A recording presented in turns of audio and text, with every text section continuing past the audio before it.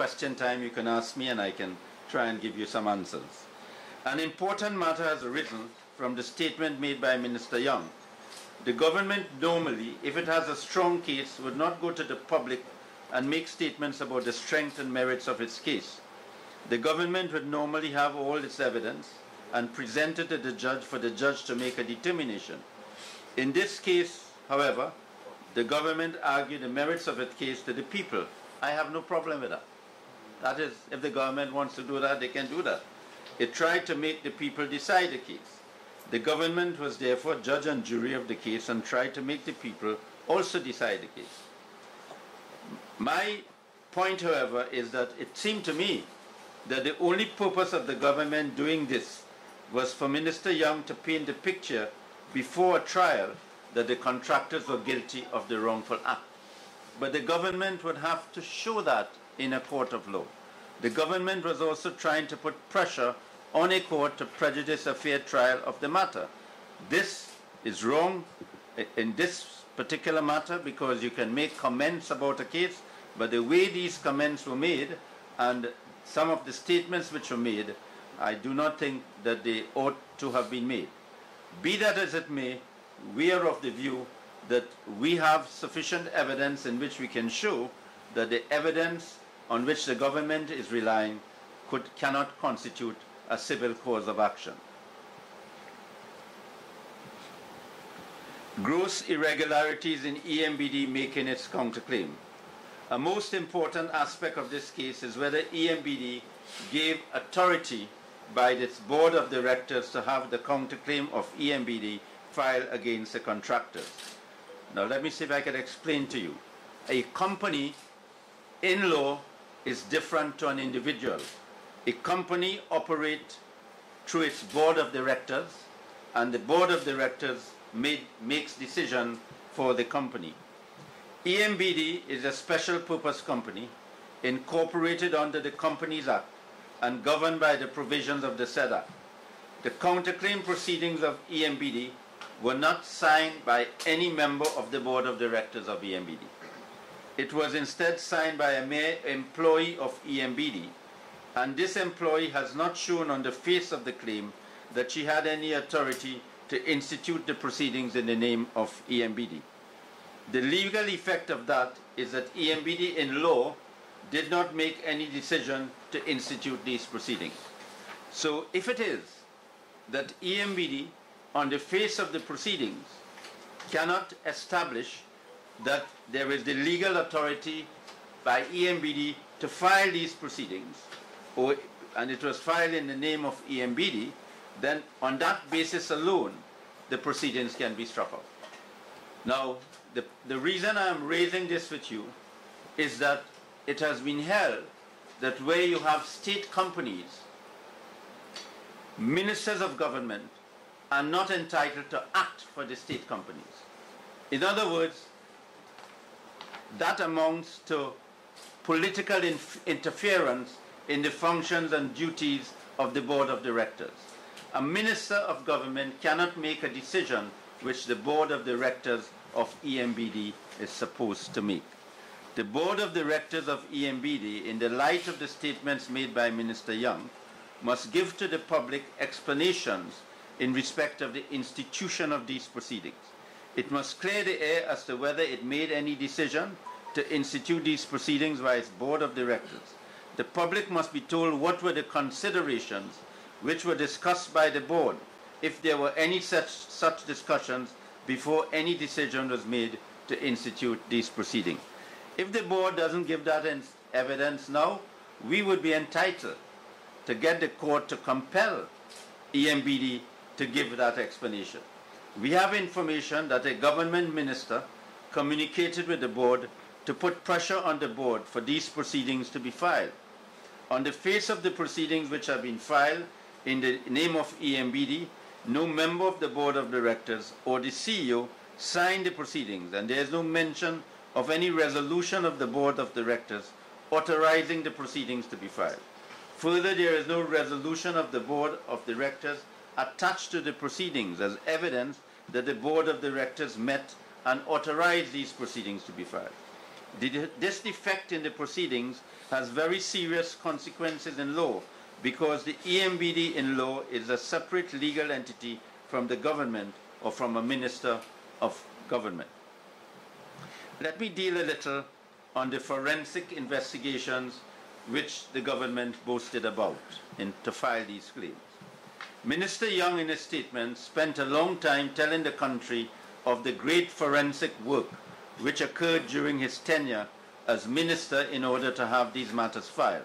But our clients and we as lawyers are entitled to know the circumstances in which these forensic investigations were initiated. It would be important also for the court to know the circumstances under which these investigations started and whether the board of directors of EMBD took a decision to have these investigations and the circumstances in which the board of directors took that decision. Let me make it clear that some of these board members of public companies, state companies, do not realize that quite apart from litigants who are affected by their actions and or conduct or misconduct, having recourse against a government, the litigant also has a redress against every member of a board, a government board. If that board acts recklessly or acts in disregard of the rights or the law, there is a civil action known as damages for misfeasance in public office, which in the Commonwealth it has been increased so that the litigant can file an action against the state and can also file an action against every board member or board members of a state company. And so that judgment against the board members who cannot be paid by the state, would not be paid by the state, would have to be paid by the individual members, because it would mean that the court would be finding that the board members and the board acted contrary to law, acted recklessly. A government can decide that they would pay it, but it may be different governments at that time when this matter is determined. Or there may be another government, but a government can always decide that if there's a judgment against board members, that it could pay that sum of damages. I'm making this point because more and more I am seeing that state boards believe that if they act unlawfully, that is a matter for the government to see about. And they do not realize that they themselves are exposing themselves to liability in the future when a judgment can go against their property, against whatever monies they have in respect of actions that they take while they are board members.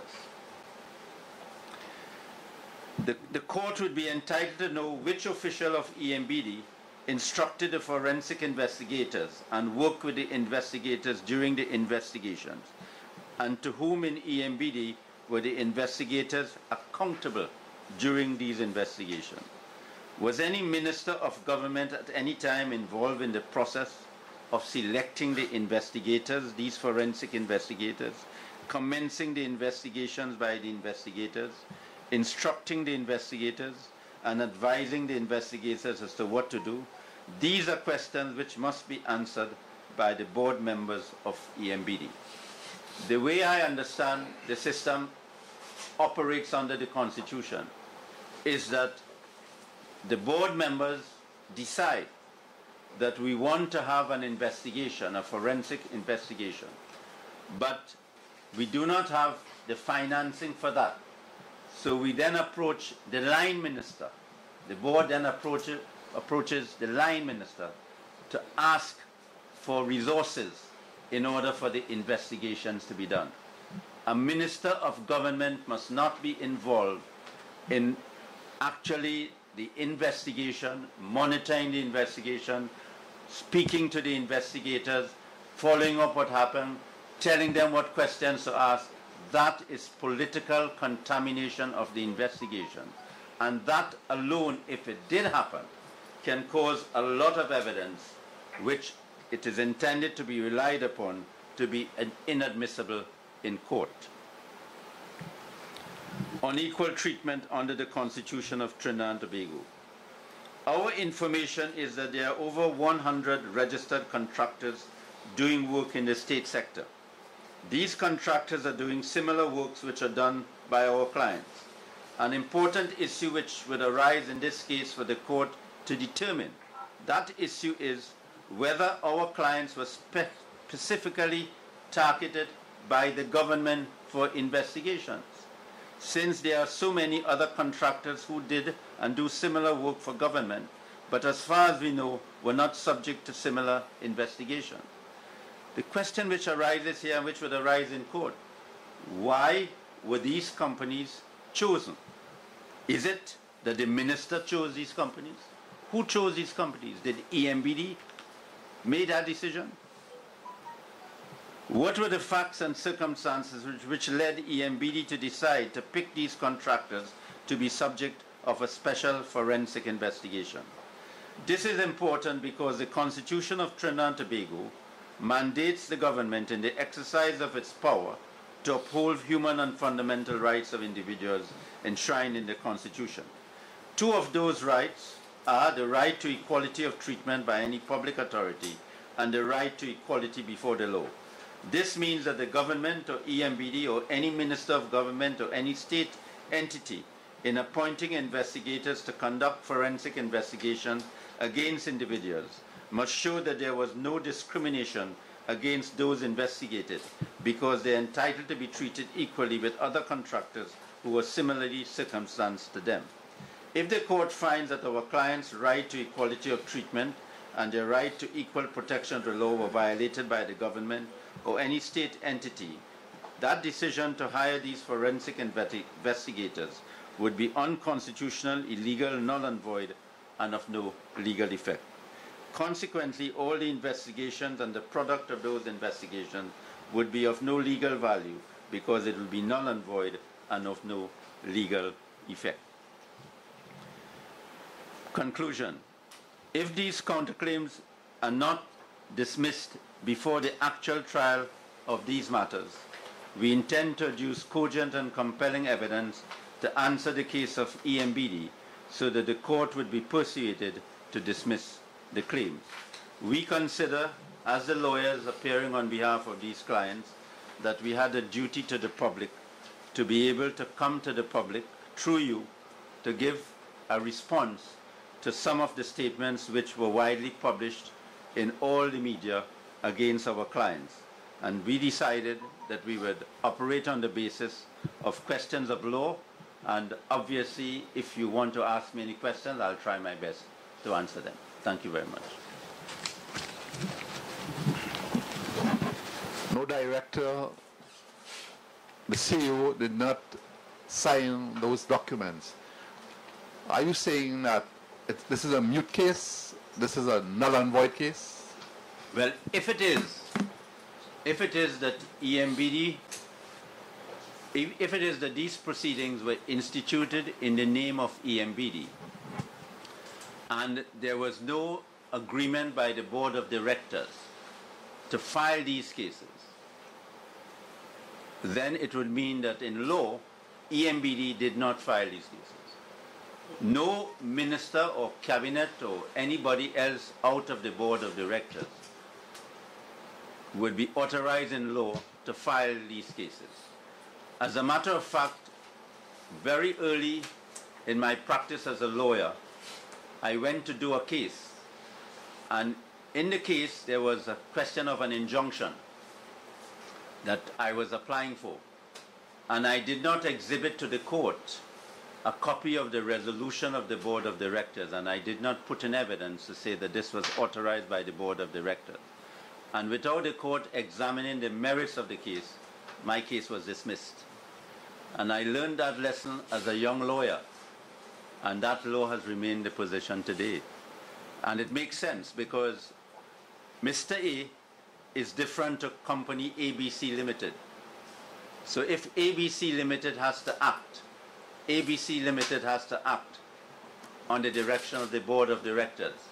It cannot act lawfully because Mr. A agrees for it to be filed.